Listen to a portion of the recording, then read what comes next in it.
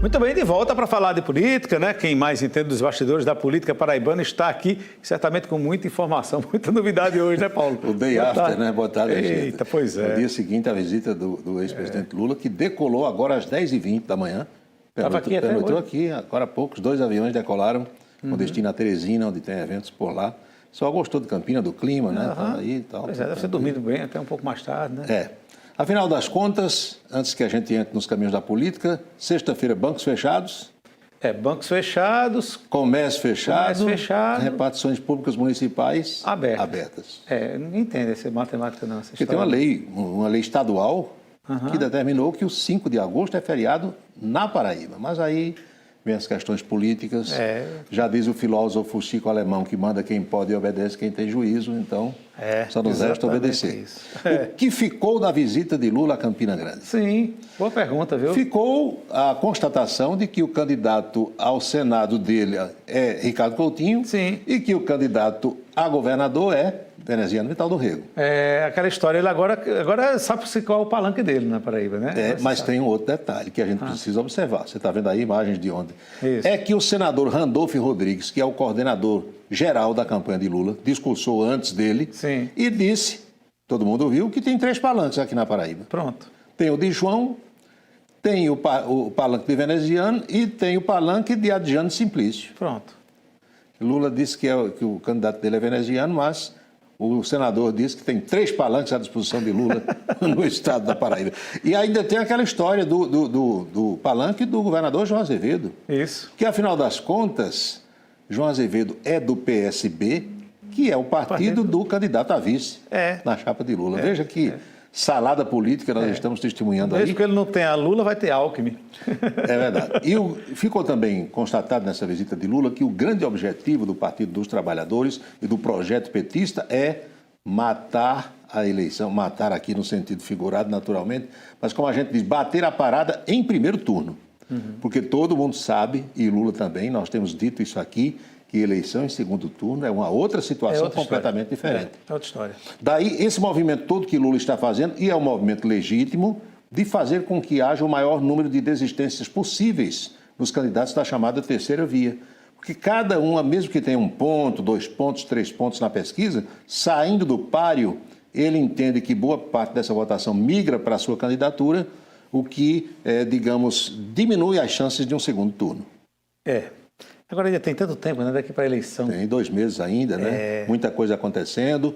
Hoje, aliás, saiu mais uma pesquisa, a diferença está oscilando aí nos 10 pontos, mas é bom que a gente lembre, e Lula sabe disso, do jeito que Bolsonaro sabe também, que a partir do instante em que os benefícios com o aumento começarem a ser pagos, próximo dia 9, aí a coisa pode se modificar também. Isso. Conta um pouco para o governo. O mais foi dentro do esperado, paz, tranquilidade. Não se tem notícia de briga, de confusão, de alguém machucando alguém, felizmente. Graças a Deus, pois Graças a Deus. Porque, como você falou ontem, seria péssimo para Campinas. Claro, péssimo para a imagem da cidade. Eu lembro de uma vez, acho que foi Fernando Henrique Cardoso, esteve aqui como presidente, ao regressar da Embrapa, em direção ao aeroporto, jogaram umas pedras no ônibus, ali na Floriano Peixoto, foi uma coisa horrível, depois contra Campina Grande, e a gente não deseja isso nem aqui e nem em outro lugar. Isso mesmo, contra ninguém. O governador João Azevedo confirmou ontem que a candidata ao Senado será mesmo Poliana Dutra. Está confirmado. Então, chapa com aquela história da geopolítica definida, o candidato a governador é da capital, o vice é de Campina Grande, que é Lucas Ribeiro, e a candidata ao Senado é do Sertão, Poliana Dutra. Está bem dividida, não está? Está sim. Bem equilibrada. Geograficamente equilibrada. Geograficamente. E o Diário Oficial de hoje trouxe aquilo que a gente já esperava.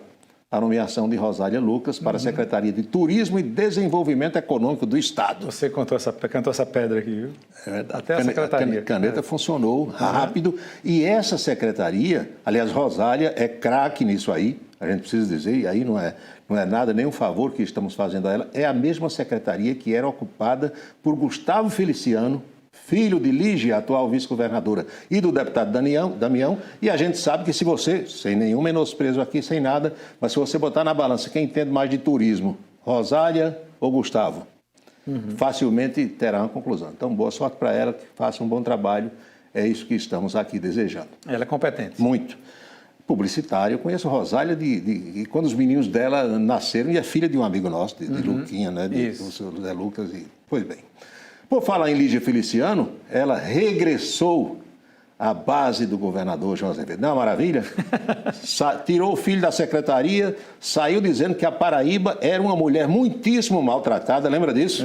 Isso. Paraíba é uma mulher maltratada, novos rumos e tal, e agora voltou sem secretaria, sem lenço, sem documento e, aqui para nós, também sem nenhum menosprezo, desprestigiada politicamente. Essa é que é a realidade.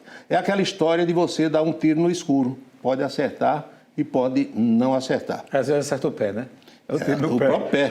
Lembrei agora de Juarez Amaral, de saudosa memória, nosso colega. Juarez ganhou de presente um revólver certa vez. Sim. E ficou com aquele revólver achando que numa emergência qualquer poderia se defender. Certa vez, alguém bateu na porta do apartamento de Juarez e ele achou que era um assaltante. E achou de dar um tiro na parede para afugentar. Não é que a bala ricocheteou e ia atingindo ele próprio. Meu Deus do céu. Acontece, não é? Então, a deputada, a vice-governadora Lígia, ficou no PDT, continua no partido sobre o qual não tem mais controle, que agora é de Antônio Pereira e de outra ala, como você sabe. E curioso é que o deputado Damião Feliciano foi para a União Brasil. E aí ele pode estar num partido de oposição ao governador João Azevedo pedindo para votar em João.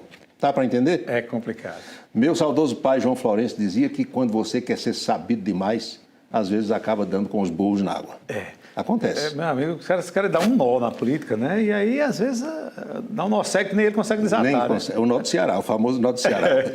Olha, os membros do Exército Brasileiro, das Forças Armadas, estão agora no Tribunal Superior Eleitoral em Brasília. Chegaram por volta de 9h30, 10 horas da manhã.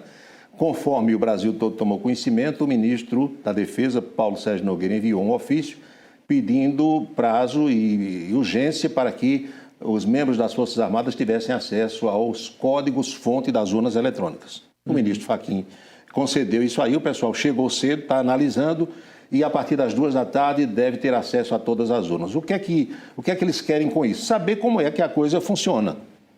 Alguns partidos já fizeram isso, alguns técnicos de várias legendas já estiveram lá e as Forças Armadas também têm o direito de saber, pacificamente, respeitando, né, o tribunal e o tribunal respeitando também os militares.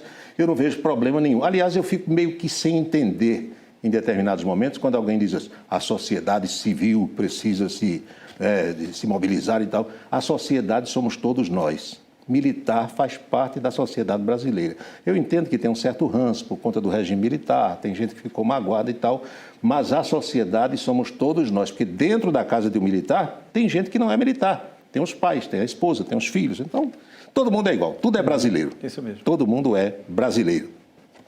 Bolsa de apostas para um julgamento que começa no Supremo Tribunal Federal em Brasília. Sim. A questão da possibilidade de retroação da lei de improbidade administrativa. Sim. Se a lei retroagir, e esse julgamento está previsto para pelo menos começar hoje, pode não ser concluído, porque o ministro pode pedir vista e tal. Muito provavelmente não será, né? Não será. Figuras conhecidas da política poderão ser beneficiadas, a exemplo de Antony Garotinho, Eduardo Cunha, figuras... Tem um time massa aí esperando, tem um time grande na espera, na expectativa. Zé Roberto Arruda, ex-governador do Distrito Federal, e até Roberto Jefferson, que agora também quer se candidatar à presidência da República. Pois é. Bolsa de apostas de hoje no Calçadão. Quem decide o vice de Nilvan? É ele ou é o deputado Wellington Roberto? Boa pergunta, viu? Boa pergunta. É a bola da vez, deve ser Arthur Bolinha, né? Mas aí depois a gente vai saber quem decidiu. O que a gente tem quase certeza é que é de Campina, né? Sim, de Campina já está decidido. Campina, né? Agora falam em uma mulher, que poderia ser a Annelise Meneguesso, ou até a esposa do deputado Moacir Rodrigues, que é a Giovana Fernandes, mas dizem que a bola da vez é realmente Arthur Bolinha. Bolinha é a bola da vez. É a bola da vez. É isso, Mesquita. Muito bem, Paulo. Até amanhã. Até amanhã. Bem, e o ex-presidente, como a gente viu aqui na coluna de Paulo, né, ex-presidente, candidato à presidência da República pelo PT, Luiz Inácio Lula da Silva, terminou a agenda dele ontem em Campina Grande em um ato aberto ao público, ato político, né, no Parque do Povo, ao lado de lideranças nacionais do Partido dos Trabalhadores e correligionários e aliados aqui da Paraíba. Lula discursou no início da noite, a gente vai ver uma reportagem sobre isso. Era final da tarde.